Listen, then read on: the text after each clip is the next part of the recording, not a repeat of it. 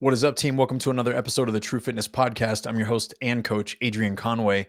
Welcome back. If you've been back, if you're new to the channel and or to the podcast, do me a favor and please subscribe. It's going to help us, of course, spread the love and spread the knowledge.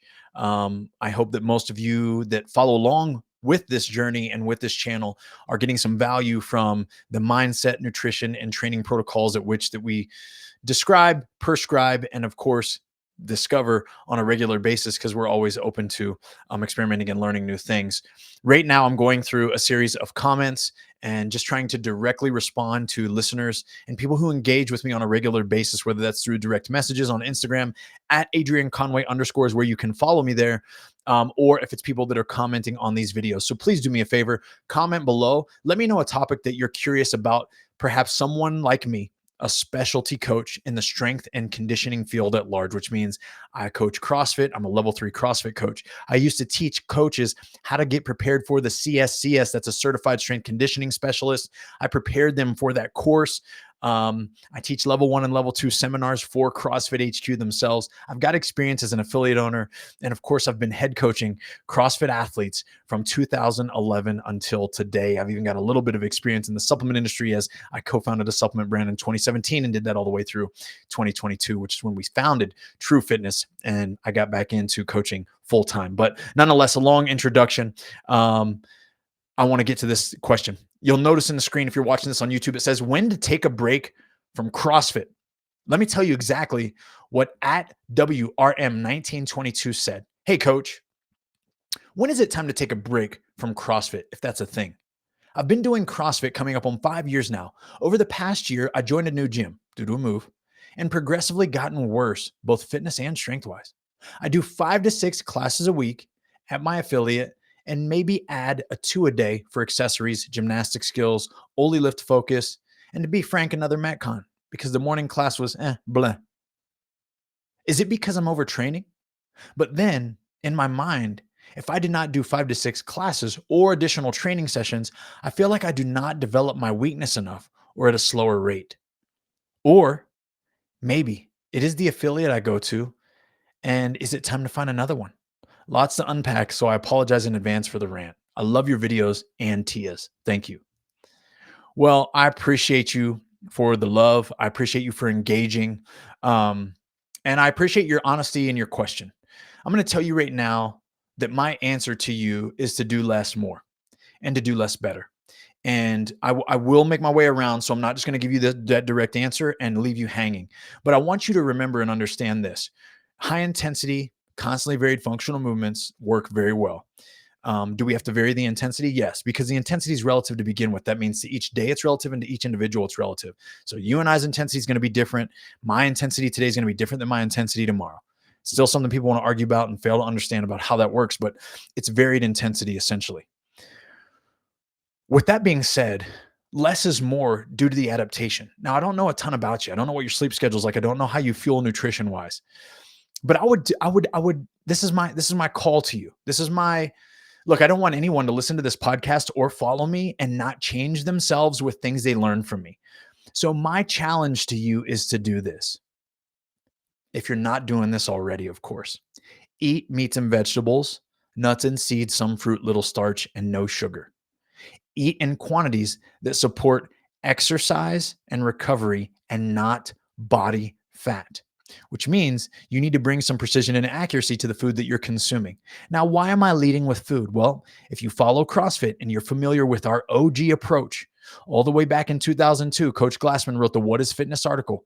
And in the What is Fitness article, at the base of it is nutrition. It goes nutrition, then metabolic conditioning, then gymnastics, then weightlifting, then sport or throwing or whatever we're doing. You seem to be doing a lot of the right things. 5 to 6 days CrossFit a week, a little bit of extra, a little bit of accessories here. Now, I deal with a lot of people who are addicted to exercise. You might be one of them, and that's okay. A lot of us find CrossFit. I say us because I'm with you. If you're doing double days, you got to earn double days. So here's what I mean. There's a lot of people who want to come into the gym and do fluff. What fluff looks like is that they just want to validate their lack of intensity in a Metcon so that they can just do extra stuff, right? Like, oh yeah, let me hit a little lift. Let me do this. Let me do that. all the while lackadaisically moving through a 21, 15, 9, 15, 21 conditioning piece that should absolutely burn their face off. Intensity is what gets you the results. Intensity is the independent variable most commonly associated with maximizing the rate of return on favorable adaptations. That means it gives you everything that you want. You need to lower your blood pressure, you need to chase some intensity. You want to get better sleep, chase some intensity. You want more pull-ups unbroken, do them with intensity, right? And so practice, skills, and all those things absolutely matter. And if you don't feel like they're being tied into your class time in a 60-minute window, the class is probably overprogrammed. You probably don't go to a gym that's that great, because good gyms don't overprogram. They ride this line where it's like, cool, we might have a lift and a conditioning piece. We might have a conditioning piece. We might have a skill and a conditioning piece. But whatever we have, right? Whatever we have, you're more than prepared for. And if I got chest to bar pull-ups for you in a day, I better as a coach give you a progression in the warm-up that gets you dialed for chest to bars, gives you some time to practice. Oh, and by the way, I need to get eyes on you. Let me see how I can make them chest to bars better today. And then you get after it in the workout. If you don't feel like you're getting this kind of attention and this kind of approach at your CrossFit gym, I would kick rocks. I'd get going. I'd go. Because by the time you get into this question, you've probably been there for a little bit, right? So let me give you that type of encouragement. First and foremost, don't keep doing extra stuff. Let's dial it back. Go 5 to 6 days a week. You don't need to add an extra session. Do that for like 3 weeks and dial your nutrition, weigh and measure food. Do the zone. If you don't know where to start, I'd say do the zone diet. Look up the zone diet. Dr. Barry Sears, 40% carbohydrate, 30% fat, 30% protein, right? It follows a block chart system. If you want help with it, reach out to me. I'll give you some resources. I love the zone diet. That's what I started when I did CrossFit. And I love it because of the results that it gives me. It still gives me great results today. Now, I don't always eat that way. I'm a little bit higher on the carbohydrate side because I'm a bigger body, right? I weigh 210 pounds approximately.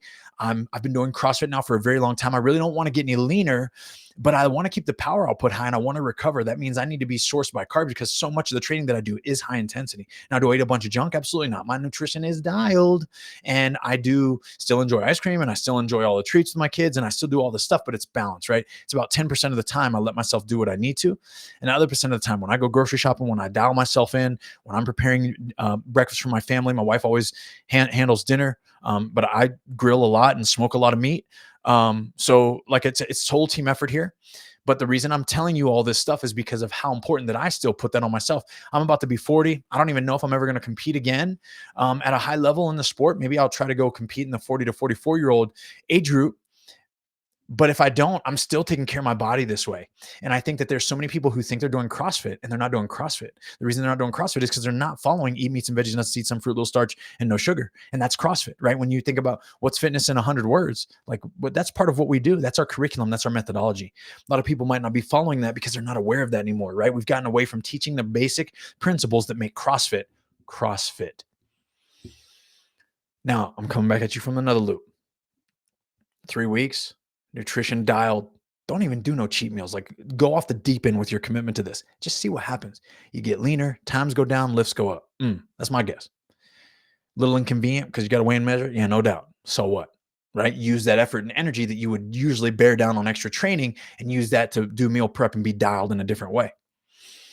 Then after that, if you're feeling really good, oh man, explore, add more work. Right. So now things are trending in a good direction. You're feeling recovered, but you're like, man, I don't know. Maybe my local muscle endurance still needs a little work. Well, if it's your local muscle endurance that needs a little work, you might benefit from some extra contractions. So let's say you're doing Diane in the class workout, 21, 15, 9 deadlifts and handstand pushups. You finish that and you're like, man, I don't know. Still outside of 5 minutes. And here's why. My hamstrings blow up on the deadlifts, man. Or my triceps. I got handstand pushups, but they really blow up and cool. Hey, man, go do some hamstring and deadlift and hinging conditioning work. And I don't know what that'll look like. I mean, I know what it can look like. Reach out to me if you need some assistance and you'd like some extra coaching because that's what I do. But let's say you can't afford that or you're not ready to make that kind of investment. Well, some simple things that you could try. More Romanian deadlift. So add that as an accessory. More good mornings, more banded good mornings, more GHD hip extensions, right? Tricep work. What you need is maybe more time upside down, handstand hold, time under tension. Dumbbell shoulder press, not just barbell shoulder press, but dumbbell shoulder press to work on that stability overhead, where you maybe only bring the dumbbells down to the crown of the head and then return it, a lot like the same range of motion because it's very different. the same range of motion though that you use for handstand push-ups. And I'm using this very specific example with Diane because I could go off so many tangents that this at least specifically focuses. So there's two movements. We're working on a hinging, we're working on pressing, right? But also remember, pressing upside down when your body's moving around your hands, which are fixed on the floor, is a very different press than when you're holding things and you're pressing your arms but not moving your body.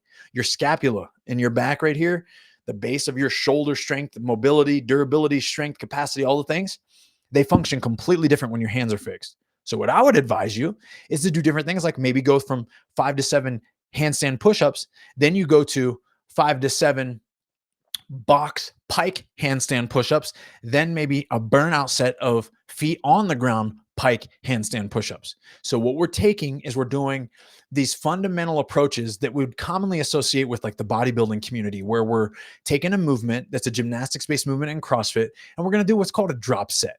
We're going to go at threshold, hit a few reps, have a 10-second transition, hit it in an easier version, but still very challenging for maybe about the same, maybe a couple more extra reps. And then we're going to rest 10 to 15 seconds and we're going to hit it again at the lowest version. And what we're building the whole time is more muscle endurance, right? Your triceps and your shoulders are going to be screaming at you. And then what you do is you take a very short rest, and you might even continue to move through that rest. You might just make yourself stand up, and through your rest of a minute, you're just going to make your hands do this. You're going to be pumping lactate in and around and away from those muscles. And you're going to be telling your body that when it's full of blood and reaching a high level of fatigue, that it has to do something with it. It needs to channel it away so that you can go back to work again in the next 2 minutes or whatever it is, right? But there's different progressions that you can play with and do this. So this is the way that I would kind of root in skill development or capacity development. I would make it very specific so that you can see direct growth and you're not just in there moving and doing aimless extra stuff to like burn calories or whatever. Because here's where we're at in this world, is that there's a lot of people who are becoming very keen on calories in and calories out, and you just need to move more, you just need to do more, and you can eat more, and all that's very true. But also, if we want to make ourselves metabolically fit to the point where your fitness actually changes and your capacity actually changes, you got to eat meats and veggies, nuts and seeds, some fruit, little starch, and no sugar. And when I say no sugar, I mean no added sugar. I want you to take down all the carbohydrates that you need. I want you to take down all the fruit that you need. I want you to, right, like use food as fuel, right? I want you to weaponize it though. I don't want you to just assume that you can eat just to make sure that you're eating enough and then be overeating when all you do is fitness for an hour, 6 days a week, right? At what we probably categorize as like moderately high intensity. And I say moderately high because it might be high, but it's typically only like 10 minutes worth of high or 15 minutes worth of high on the long end, maybe 30 minutes worth of moderate high on a day. So I hope this answers your question. I think that it's very loaded, of course, and I could have gone down many rabbit holes. I tried to give you two options, right? Headlong into minimizing your volume and go hard at intensity. That's where the value really is. And dial in all the other aspects, your sleep, your nutrition, your hydration, minimize life stress. Or after, actually, not or, because I want you to do that anyways. That's CrossFit. Then go on and maybe continue on the same channel and just start adding in now things that can add specific value of things that you think either your gym programming is lacking or that you just want to do on the side because you personally feel like you don't have the fitness there. And if you'd like to, feel free to shoot me a DM. I can be more direct if you're like, hey, see, but my endurance just isn't there. You got any ideas for me? Because you know what I'm going to tell you. I'm going to say, yo, you got to slide in on this true endurance program because we offer 18 workouts a week and they're all options for you. It's 3 days a week, Monday, Wednesday, Friday. We drop workouts. There's 6 each day. You got mixed modal, aerobic and anaerobic. You've got erg work, aerobic and anaerobic. And then you've got a running workout, aerobic and anaerobic, and you can dip and dabble in all the different formats, or follow one track and just do one each day. But the choice is yours, and it's a great program to add to conditioning that you're already doing when you know you need growth from your heart, your lungs, and overall GPP when it comes to your cardiorespiratory endurance. So nonetheless, I hope that answers your question. I hope you guys have a great day, and I hope everybody got some value to this. Please hit the like button and go ahead and subscribe to the channel.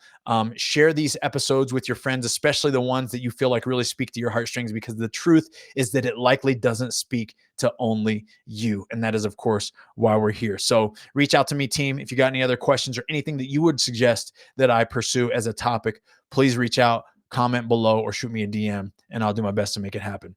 Keep rising.